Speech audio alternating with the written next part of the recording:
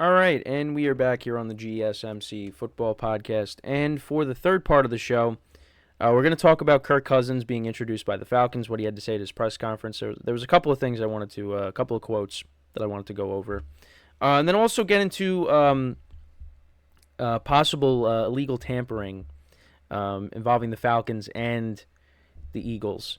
So some of the things that Kirk Cousins said, he said, talking about Minnesota, he said, I think in Minnesota it was trending over the last couple of off seasons to being somewhat year to year. As we talked with Atlanta, it felt like this was a place where if I play at the level I expect to play, that I can retire a Falcon.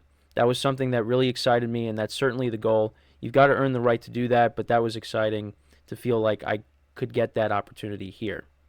So, yeah, so I guess this is something that's kind of been building up for a while, that, the Vikings, they were still, I guess they were on the fence on whether to, keep him or not. Now, again, the Achilles injury really didn't help. I guess that kind of really sealed the deal for Kirk to go elsewhere. And listen, he got paid, and you got to give him credit for that. And if he bounces back next year, he's going to put up good numbers. The Falcons, talk about the playmakers that they have. They also added Darnell Mooney. They also made another trade that we'll get into in the final part of the show, adding another receiver. Again, not a major move, but they got Rondell Moore from the Cardinals. So there's weapons there, and I think in Minnesota with Hawkinson and Jefferson and Jordan Addison, I would probably still lean towards taking them over the weapons here, but he's stepping into a good situation. The Falcons are an up-and-coming team, and they're definitely going to be competing for that NFC South next year. So, yeah, so I guess Kirk wanted to go, and he said it. He wanted to go somewhere where he knows he's going to retire there, and it looks like it's going to be the Falcons. So, but now let's get into the tampering situation. So the NFL is reviewing whether the Falcons and the Eagles violated tampering policies during the legal tampering window. The Falcons, of course, signed Kirk Cousins. The Eagles signed Saquon Barkley. So with Barkley, Penn State football coach James Franklin stated that Eagles GM Howie Roseman pitched Barkley on the connection between the Eagles and Penn State's fan bases. Barkley clarified that the sales pitch regarding Penn State fans and the Eagles was through his agent, not directly from the Eagles. Teams are allowed to communicate directly with agents during the negotiating period, but cannot speak to players unless they have no agent and represent themselves. Falcons stated they are unable to provide information or comment further due to the NFL's review, while the Eagles have denied the claims. Cousins, of course, expressing his excitement about joining the Falcons and highlighting the quality of the people with the organization. So, because there was a couple of things. I mean, he talked about meeting, I think, someone with the training staff, and then also, like, he was talking with Kyle Pitts, and Kyle Pitts said, no, it's because Kirk Cousins wants his number 8, and he said, I would do anything to get it. I'll donate to whatever charity. And Kyle Pitts basically said, I just want more targets. And Kirk Cousins was like, yeah, I know he was joking. And everyone on social media is like, no, he's not joking. He's being serious. So I thought that was funny, but I guess that plays a role. I think the reason is I think from what I was reading, he was talking with, again, someone with the training staff, and I guess he did that before he's supposed to, supposedly. So we'll see what ends up happening. I know this has happened in the past. Because I saw like the Chiefs with Jeremy Maclin actually. It happened with him. So I guess there was illegal tampering there, and I guess they took away draft picks. So here we go. The most recent example of punishment for tampering in the NFL is the Dolphins, who were determined to have tampered when they did when they were recruiting Brady. The league docked Miami their 2023 first-round pick and their 2024 fourth-round pick. All right, so this was an article I was reading. But I also saw Jeremy Maclin as well, if I'm not mistaken. There was the Chiefs were doing some illegal tampering there, allegedly. So, Yeah, so we'll keep an eye on what ends up happening, what the NFL gets out of that those investigations. Um, but yeah, let's get back to now Kirk Cousins. So I talked about the signing, of course, but it seems like he's very excited to be with the Falcons. Again, I expect him to put up good numbers if he bounces back from this Achilles injury. But again, he's 35 years old, but not a guy that uses his legs. He's not a mobile quarterback. He's still one of the traditional pocket passers that we still have left in the NFL. Um, I mean, with the weapons that they have, and again, you bring in Darnell Mooney, and now you trade for Rondale Moore, which we'll get into in the next segment. I mean, I think Kirk Cousins is going to do well. He's going to perform, and again, he just has to be healthy, bounce back from this Achilles injury. And again, you got the tandem of the running backs with Algier and, of course, Bijan Robinson. So, yeah, I mean, he's got a lot of weapons. And you got an up-and-coming defense. I mean, I'm curious to see how Raheem Morris is as the head coach. But, I mean, again, they're in a division that is very winnable. As much as I want to see the Tampa Bay Bucks win it again and run it back with Baker Mayfield, it's going to be tough now. Now, again, Kirk Cousins is a solid quarterback, but, I mean, what's the ceiling now with the Falcons? I mean, again, this NFC is not loaded. I think the Falcons adding Kirk Cousins, they're kind of in like that, second tier of teams. Well, I mean, however you want to divide it up, because I think the 49ers are in a tier of their own. So, yeah, they're kind of in like that. The Falcons are kind of in like that second, third tier. If you have a healthy Kirk Cousins, I believe, because they do have a solid roster. And, again, winnable division. So, again, the Panthers, I think, are that fourth-place team.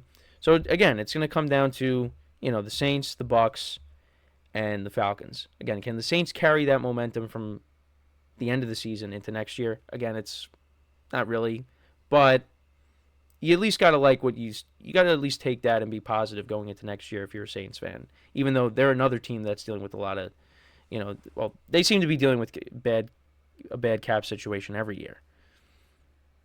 So, the Falcons, listen, if they had better quarterback play, they probably end up winning the division. So, but they're taking a risk. It's a 4-year deal. And, I mean, Kirk Cousins is getting $100 million guaranteed. So, they are really taking a gamble. And, again, I mean, it could pay off. But, I mean, realistically, how far do I see the Falcons going? I mean, I think they could win a playoff game.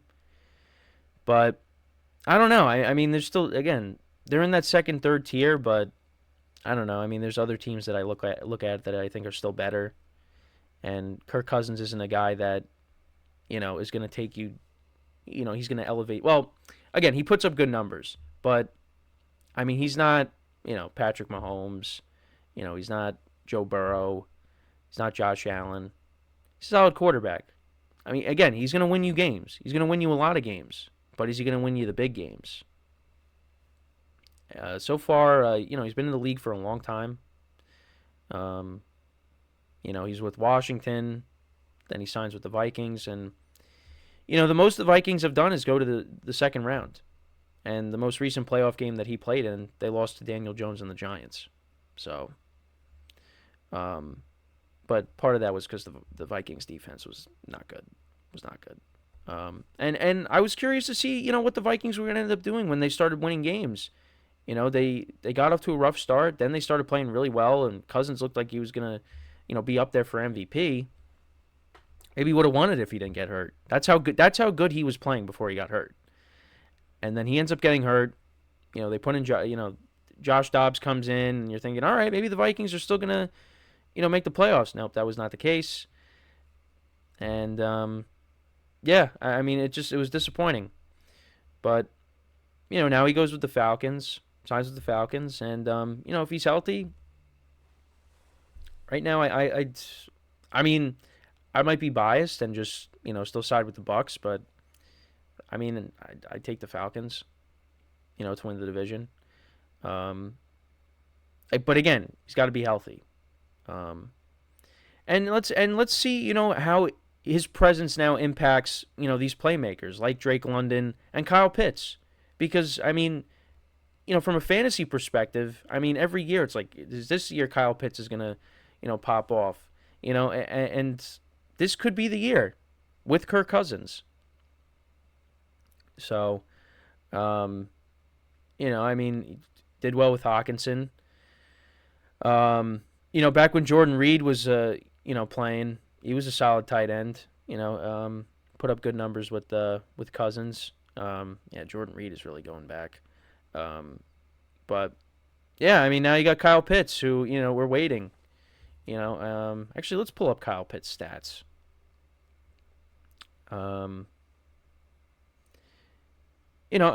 Drake London, let's see what now he can do with Kirk Cousins. And you hope that Bijan Robinson gets the ball, and you don't have that mysterious incident in the Bucks game where he didn't play. Like, he was playing, and then Arthur Smith took him out, and then he got put back in the game late. I don't remember that whole thing made no sense. But yeah. So these are his career stats. So actually in 2021, put up over 1,000 yards. And that was with Matt Ryan. Yeah, that was with Matt Ryan. Then 2022, 356 yards, 2 touchdowns, and then 667 yards in 2023 and 3 touchdowns. So yeah, I mean, with Kirk Cousins, I think you're going to see an uptick in those numbers. I think you're going to see a lot more touchdowns. I think he definitely has the potential to eclipse, his career high in touchdowns in a single season. I mean, again, it's only 3, but again, it's been hard. And I mean, look at the quarterback situation he dealt with last year.